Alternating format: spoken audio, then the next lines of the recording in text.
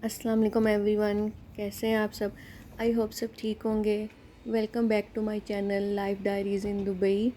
मेरे चैनल को सबसे पहले सब्सक्राइब कर दें जिसने अभी तक सब्सक्राइब नहीं किया, और मेरी वीडियो को लाइक और शेयर भी कर दिया करें, और बेल आइकन का बटन प्रेस करना मत भूलें, क्योंकि जब तक आप वो प्रेस नहीं करेंगे मेरी हर नई वीडियो का नोटिफिकेशन आपको नहीं मिलेगा और आप उसको नहीं देख सकेंगे। इसलिए जाएँ पहले उसको प्रेस करें ताकि आपको हर वीडियो का नोटिफिकेशन मिल जाए और आप उसे देख सकें। और ये हम लोग बाहर निकले थे संडे नाइट को ड्राइव के लिए, लॉन्ग ड्राइव के लिए तो नहीं लेकिन वैसे ड्राइव के लिए बाहर निकले थे। तो ये मोटर सिटी में एक मॉल है जो हमें नज़र आ गया, तो सोचा चले इसका भी विज़िट कर लेते हैं, थोड़ी वॉक भी हो जाएगी अंदर।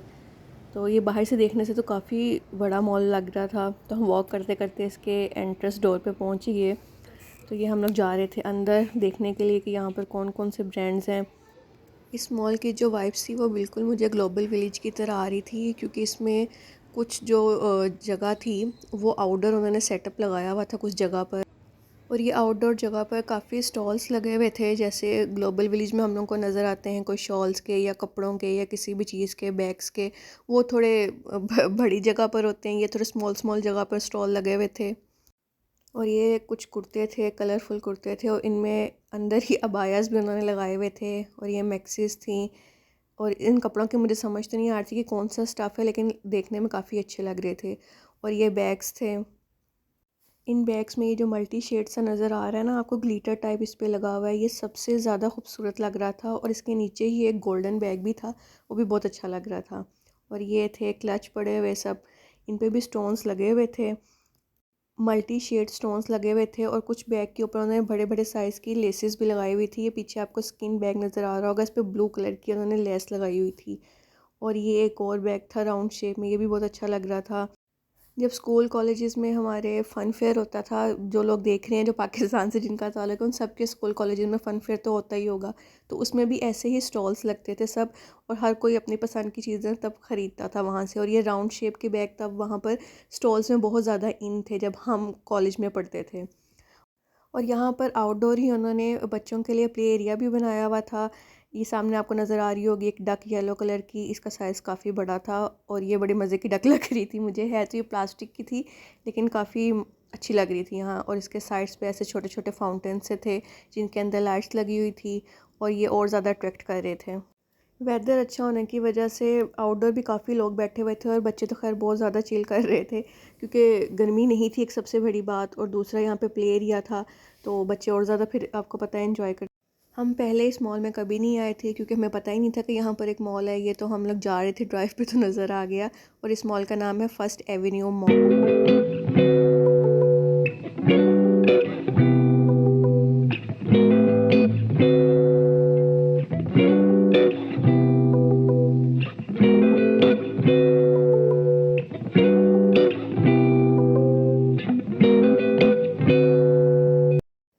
और ये है डाइसो जापान, और पीछे इतना तेज़ म्यूज़िक था कि मुझे उसकी आवाज़ को बंद करके घर आके वॉइस ओवर ही करना पड़ा है।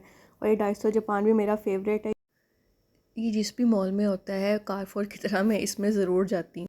और इस मॉल में काफ़ी सारे लेडीज़ सैलून भी थे। सैलून का नाम भी the Loft Fifth Avenue ladies salon ही था।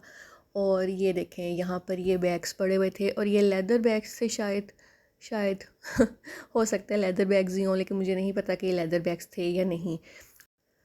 और ये भी एक स्टॉल था, लेकिन ये मॉल के अंदर था, इस पे अपर्स वगैरह लगे हुए थे। और ये बाथ एंड बॉडी भी यहाँ पे था जिस पे उन्होंने प्रमोशन लगाई हुई थी। और ये एक स्टॉल था, ज्वेलरी स्टॉल था, और ये बिल्कुल ऐसा लग रहा था जैसे हमने कॉलेज में कभी स्टॉल लगाए हों फ़न फेयर में, तो हम लोग भी ऐसे ही ज्वेलरी सेट करते थे। ब्रेसलेट्स थे, रिंग्स थी, कुछ भी मतलब जो भी हैंडमेड भी था। मतलब मुझे बार बार इस स्टॉल को देख के अपने कॉलेज की याद आ रही थी कि वहाँ पर ऐसे ही फ़न फेयर होता था, इस तरह से ही ज्वेलरी भी सेट करते थे। और भी चीज़ों के स्टॉल्स होते थे, खाने पीने के स्टॉल ज़्यादा होते थे, और ज्वेलरी के कम होते थे। और यहाँ पर उन्होंने मुझे स्पेशल बोला कि आप हमारी रिकॉर्डिंग आगे से भी कर दें ताकि हमारी ज्वेलरी अच्छे से नज़र आ जाए। तो वो मैंने अच्छे से उनकी रिकॉर्डिंग कर दी थी ताकि वो आप सबको नज़र आ जाए। और यहाँ पर मैं टाइम ज़ाया किए बगैर चली गई डाइसो के अंदर। यहाँ पर आपको सिर्फ चीज़ों को देखना ही बहुत अच्छा लगता है, आप लें या ना लें आपको ऐसा लगता है जैसे आप किसी किचन में आ गए हों। कुछ बेकिंग की चीज़ें थी, कुछ कुकिंग की चीज़ें थी, सॉफ्ट टॉयज़ थे यहाँ पर, और हैलोवीन की चीज़ें जो गुज़र गया है उसकी भी यहाँ पर भी चीज़ें पड़ी हुई थी। उसके अलावा जो क्रिसमस आना है उसकी भी चीज़ें यहाँ पर थी। हर चीज़ अवेलेबल थी 250 में, आप कुछ भी ले सकते हैं वहाँ से जाके, और इनकी क्वालिटी भी सबसे बेस्ट होती है।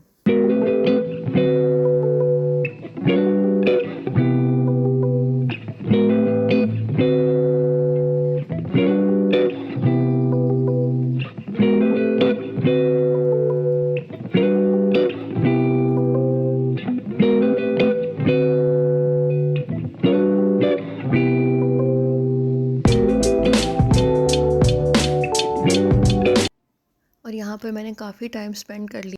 हस्बैंड कहीं और घूम रहे थे और मैं कहीं और घूम रही थी, क्योंकि मैं अपनी वीडियो भी साथ साथ बना रही थी। और ये था, पता नहीं क्या था, ये बड़ा सॉफ्ट सा था, ये शायद बच्चों के लिए था। और इस कॉर्नर में शायद अंडर 2 एज के बच्चों के लिए जो थे वो टॉयज़ पड़े हुए थे। और ये बुक सेंटर भी आ गया इनका। यहाँ पर बुक्स थी, सारी बुक्स थी, फाइल्स थी, कॉपीज़ थी, पेन्स थे। ये स्कूल के बच्चों की चीज़ें थी यहाँ पर।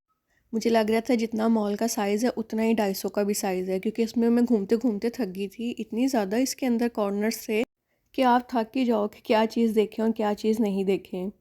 फिर 250 जापान को यहाँ पर मैंने बाय बाय किया और मैं निकल के आ गई बाहर। और यहाँ पे था बीबीजी। मैंने सोचा यहाँ पे भी एक फटाफट से विज़िट कर लूँ, क्योंकि मैं बीबीजी जाने से पहले मैं कारफोर सुपरमार्केट में भी गई थी। मैंने सोचा मैं इसका भी एक क्लिप बना लूँ कि यहाँ पर क्या क्या चीज़ अवेलेबल है।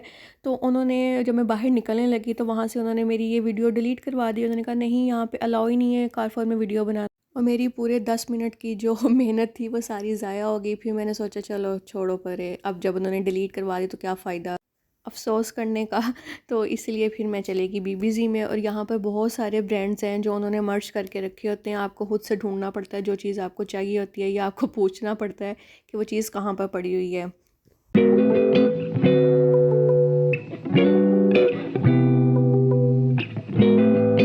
एक चप्पल नज़र आ गई रेड कलर की, मैं ट्राई करूँगी।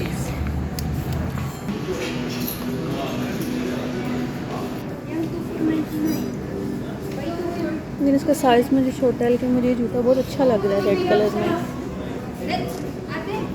साइज़ तो शायद मिल जाएगा यहाँ से,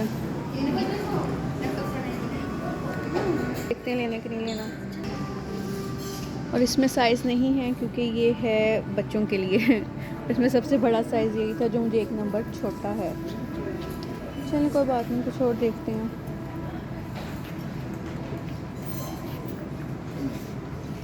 ये सब शूज़ हैं, लॉन्ग शूज़। अगर आपको मेरी वीडियो अच्छी लगी है तो इसे लाइक शेयर कर दीजिएगा। मेरे channel life diaries in Dubai को सब्सक्राइब कीजिएगा। Thank you for watching. अल्लाह हाफिज़। ये भी मेरा साइज़ नहीं है। मेरी आवाज़ पीछे से भी आ रही होगी क्योंकि मुझे अपने साइज़ का कुछ वहाँ पर 37 मिल नहीं है रहा था, नहीं। इसलिए मैं वैसे ही घर वापस आ गई।